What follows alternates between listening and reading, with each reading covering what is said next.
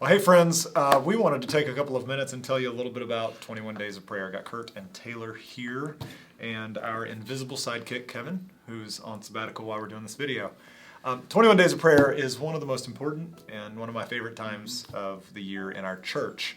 And wanted to just tell you a little bit about why, right? We'll tell you about what we're going to do later, but tell you a little bit about why. Yeah.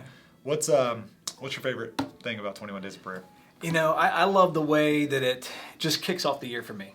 I need that little boost. I don't know what it is. Come the new year, I just need that little boost to give me the focus that I need to get into God's Word and just seek Him out. And that's been one of the biggest blessings in it for me.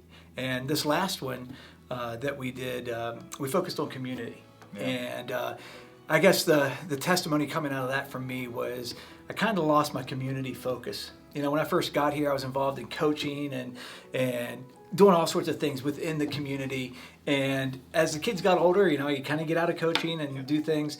But the importance of the connections that I made in the community, the families I met in the community while I was doing that was big for me. I mean, that was a big part of my ministry when I first got here. And that's how I met most people. And just that spark last year again gave me the challenge to really focus on the community again and get in the community and see people out and about. And it really helped me get that focus back. That's awesome. Well, you know, we do January and August, 21 Days of Prayer, and August is usually kind of an outward focus, right? January is usually inner focused. What about you? What's your favorite thing? Well, I think that it's just a good time that you can really kind of refocus on what's really important. It's so easy, I think, in my life to get wrapped up in, like, you know, what's going on in life, what's going on in the world, and just to refocus on, like, putting God back in His place at the center and at the you know, the top of your life. And it's a good time just to be intentional, especially like if at the beginning of the year we have like New Year's resolutions. Yeah. What's a more important resolution than just really making God the Lord of your life and just the object of your affection. Yeah. Like in Psalm 37 it says, delight yourself in the Lord and He will give you the desires of your heart. But delighting yourself in the Lord, to me, I think that's kind of the thing that 21 Days of Prayer really is the time that you can just fall back in love with Jesus and just really spend that time individually with Him, just to return to first love. That's great. Well, and that's similar feeling to what I have about 21 Days of Prayer is this last January, the theme of 21 Days of Prayer was Seek First. And it was so perfect. It's hard to even remember now, but it feels like these last 3 years of COVID have just been a lifetime. But a year ago, December and January was a massive COVID surge with Omicron. And we had this whole theme set up, Seek First. We were really excited about 21 Days of Prayer and all the things that we were going to get to do and seeking the Lord together. And then Omicron wave, came in, and it's like most of our staff got COVID. Seemed like most of Purcellville and Western Loudoun got it. Mm-hmm. A church attendance went down like 70% or 60 or 70% in a matter of 2 weeks. And right there in the midst of 21 Days of Prayer, all of this happened. Yeah.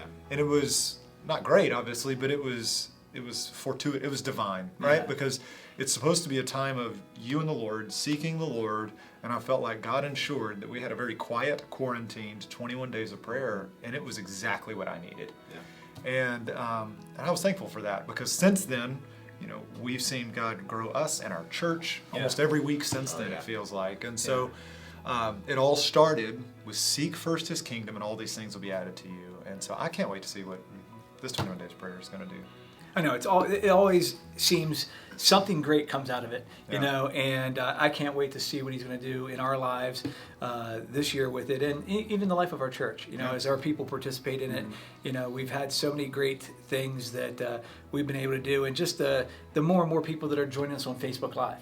Yeah. That always seems to be fun in the mornings, and in January we usually do it in the evening as well, so 7 and 7. So it's a lot of fun to do that and talk to people.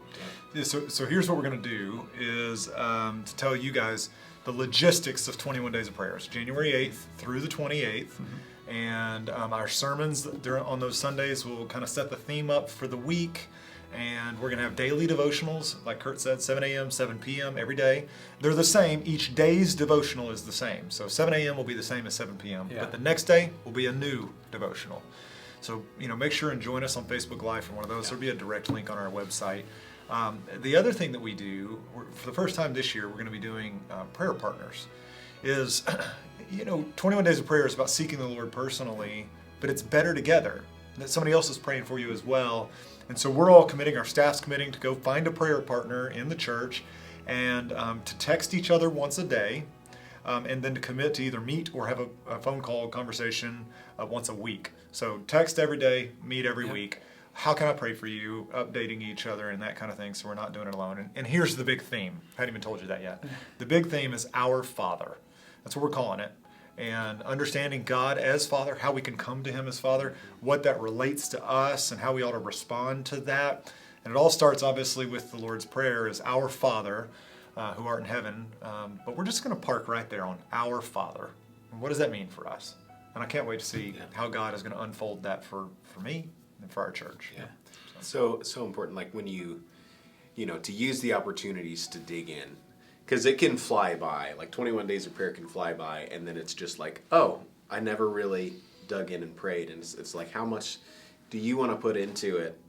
Does determine. It's like it's a seed that you're planting in your relationship with the Lord, and what you put into it, you're going to get out of it. That His word never returns void, and neither does prayer. And that's one of the reasons. The other element of fasting that we do is you kind of forces you to set that time aside, and we've got different ways to fast. We'll put all that on our website. You don't have to totally fast the whole time. But, different ways to fast. To make room for that, like you're saying. So, really, we hope you join us for 21 Days of Prayer. It is an important time in the life of our church, and it'll be, I bet, the best time of your year. Hope to see you on one of the devotionals and see you participate and see God work in your life.